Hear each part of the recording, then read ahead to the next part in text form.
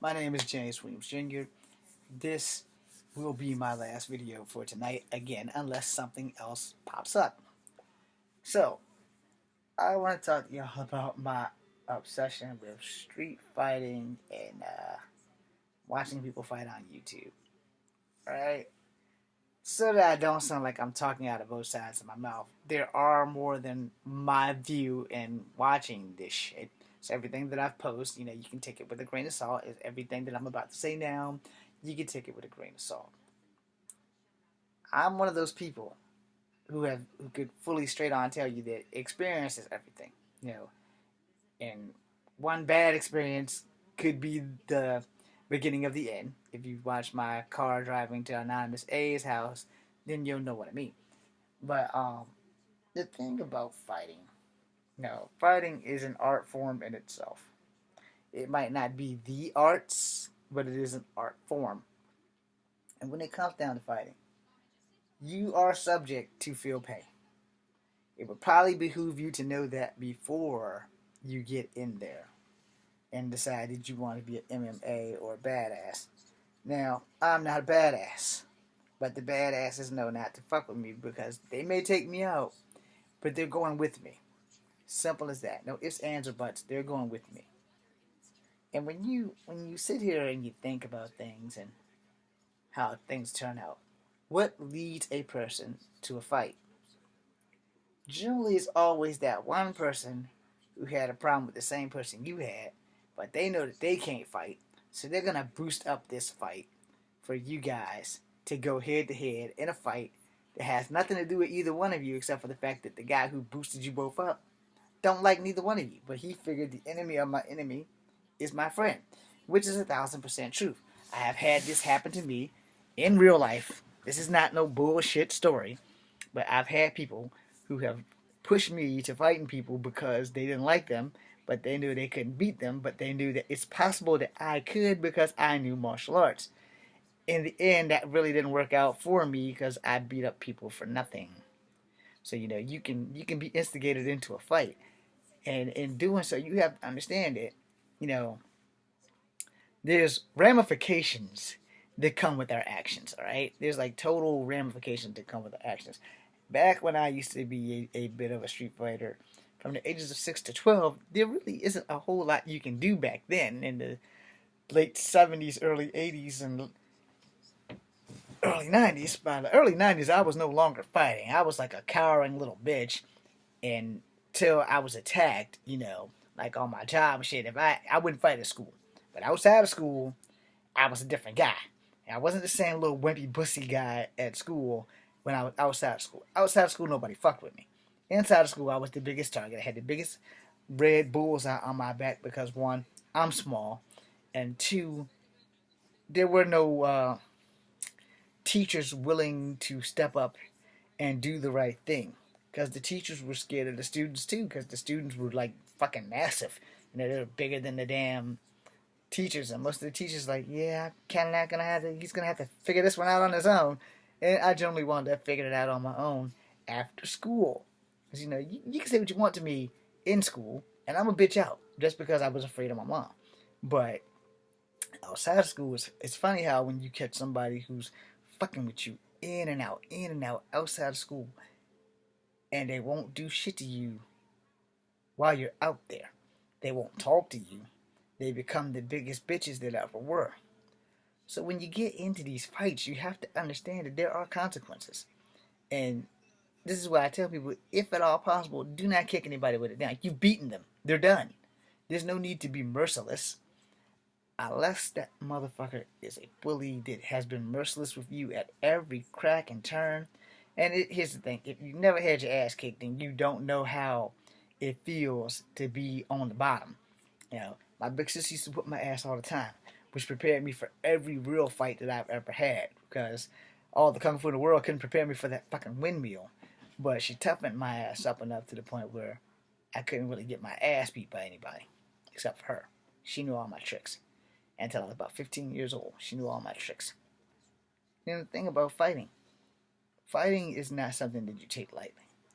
Modern day gladiators get paid to fight in MMA arenas, UFC arenas, and if you can do it without getting busted, street fights, underground street fights. And if you live in other countries, you could probably do it, and it's how they make a living. Now, here in the real world in America, most of the times those things are sanctioned, so that if anything goes wrong, if anybody dies, it's not going to be a big damn deal.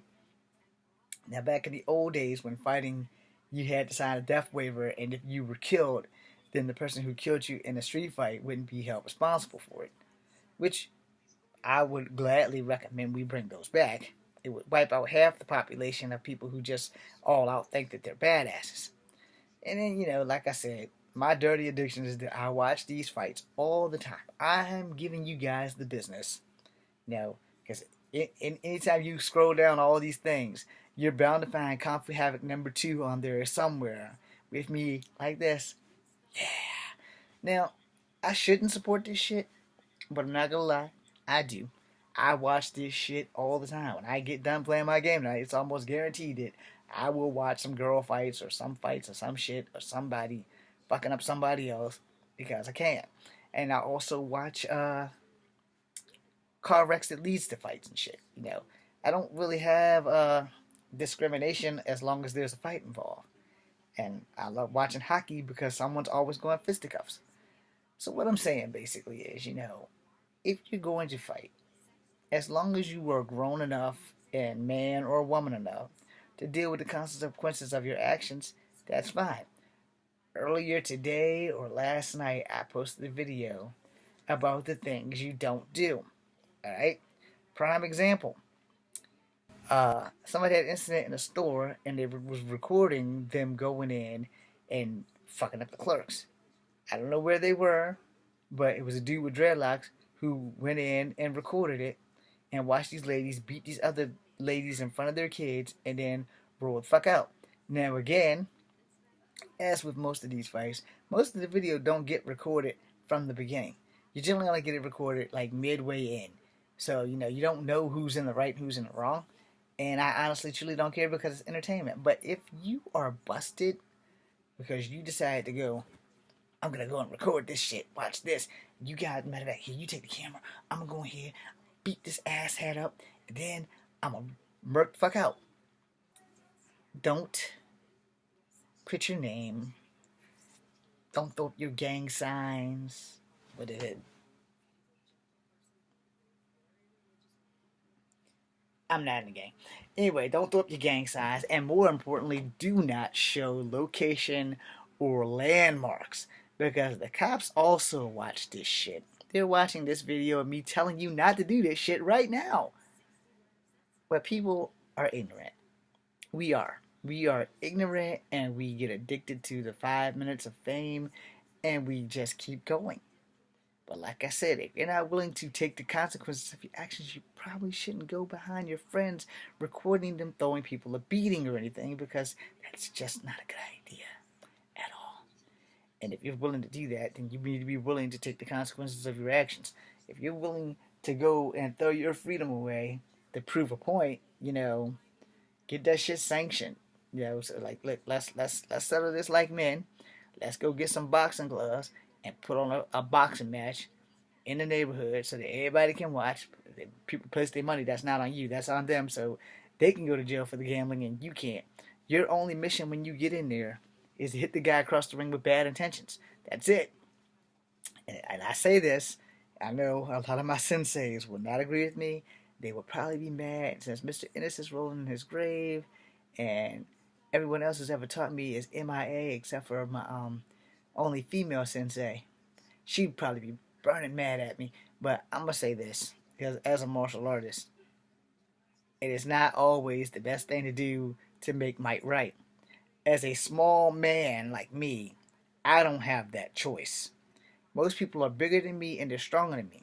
So if I have to hit you, my intention is literally to make sure that you don't ever hit me or anyone else. I'm not out to kill you, but I'm going to make you wish you were dead. Because the bigger you are, that means the harder I get to hit you. Because you're not going to be pulling punches with me. You're going to be trying to body slam me and grab me and all this other stuff. And I watch these videos. And God, the complaints that I hear about, don't grab him, don't grab him. Don't, no, let him up, let him up. Y'all got to catch your breath. Round 2. Who taught you guys how to fight? In a fight, it's winner take all. If I'm on my ass, getting my ass pounded, and my eyes are wide open until impact, I need to get the fuck up. I need to do it by myself. I need to keep fighting until I can't fight no more. And that goes for all of you. Because in the real world, if there's not a crowd around and y'all get to fighting, it's not going to work out the same way when there's a crowd. The crowds make people nervous. I lost a sparring match to a guy many moons ago because certain people would not fight me. So they had to get other people to fight the fucking battles. Yet they called me the punk bitch. But I didn't go get anybody to fight my battles. I fought and I lost by myself. Of course, the asshat that fought me and won that one sparring match would never fight me again. He wouldn't fight me the next day or the next day or the next day or the next day until he went back up to New York. You know who the fuck you are. I begged you for a rematch. And the way I see it, hell, you beat me before. Shouldn't have a problem beating me again. Most people see the same way. And then there was my cousin's funeral, where this asshat talked all this shit to me, but he didn't say nothing about the people who were there when my cousin had got shot and he passed. Nobody said shit to them. But we at church, and he wants to say shit to me. He has me sit outside for 6 hours, and he never shows up. Talked all that shit in the church. So I go home. I change into my gear. We gonna do this for real this time. You may have beat me that first time, but this time I'm not playing around. This time I'm coming for your shit. I'm coming hardcore. Ain't gonna be no crowd gathering around to cheer for you. You've woken up a sleeping dragon and you knew it. And that's why you ran twice. So I'm not the fucking coward. And now that I'm crippled, you may have an actual fighting chance of beating my ass. Don't bet on it. Crippled does not mean I can't fight. Crippled just means I should not fight. For the better part of healthiness. Anyway, I'm James Williams Jr. This is Kung Fu Epic number 2. And if you guys are going to be fighters, learn to fight. Go take some boxing lessons. Go take some martial art lessons. Go do whatever the hell you gotta do to learn how to actually win a fight and have some form. Because form is everything. And a lot of these videos that I see people, they're boxing, their arms are way up here, their fists are too close to their face, they swing like maliciously. They don't even their swing is just like fucking outrageous. It's unorthodox shit I've ever seen, but it's like outrageous, like way over here, and the fist is turned this way, and I'm like, you're gonna break your goddamn arm. And God help you, the guy knows kung fu. He sidesteps your shit, fucks your world all up, you know. And then there's that. There are people who are like, well, you know kung fu and I don't. I'm going to give you all the one secret that no martial artist wants me to give you, especially if they're teaching you right now. Everyone knows Kung Fu. You come to people like me to open the door. How you go through it is up to you. You can walk through it, you can run through it, you can dive through it, or you can get thrown through it. It's just all a matter on how your sensei is. You are only as good as you do in practice. If you practice every day, no one should be able to fuck with you. If you don't practice every day, yeah, you might get your ass kicked. But also, it doesn't hurt to have been in a few fights first. If you haven't really been in a few fights and you haven't really won or lost, then you're never going to know if you're good or not. Now, I'm not saying going around start fights. That's not what I'm saying. I'm saying to know if you're good or not, you're going to have to get in a couple of scrapes just to see. Sparring match and fights are not the real thing. A real fight, there's only one winner and one loser, and it's really all about your endurance. If you can take a beating and keep lasting and keep coming back, one of y'all is gonna be worn out before the fight's over. If you're not a smoker, if you're not a drinker, if you're all around healthy, you got a better chance of winning that fight. If you're everything that I said you weren't, which means if you are a smoker, a drinker, unhealthy, you may do a little drugs, you may get your ass kicked. I ain't saying you're going to get your ass kicked because, you know, you might surprise them or they might surprise you. It works both ways. There's always a winner and there's always going to be a loser, and you're just going to have to accept it. But you're going to have to learn how to lose gracefully. And like I said in my other video, I can take an ass whooping. If I lose the fight, it's cool. It's cool until you start going around and telling everybody how bad you beat my ass. You going around broadcasting it, you putting it up on Facebook, you got this shit going, you got it on YouTube. Yeah, I beat this guy's ass. I fucked this little nigga up. This motherfucker won't shit. Couldn't fight his way out of a wet paper bag with 10 million holes in it. That there is going to lead us to war. And when I see you again, it won't be so I beat this guy's ass. I did this. I know I done learned from my mistakes. I'm like a Super Saiyan. If I lose that shit, you better believe when I come back around, it ain't gonna be the same guy you beat before. It's gonna be a whole different ball game. And I'm coming back at you totally evil. You're not gonna see me coming.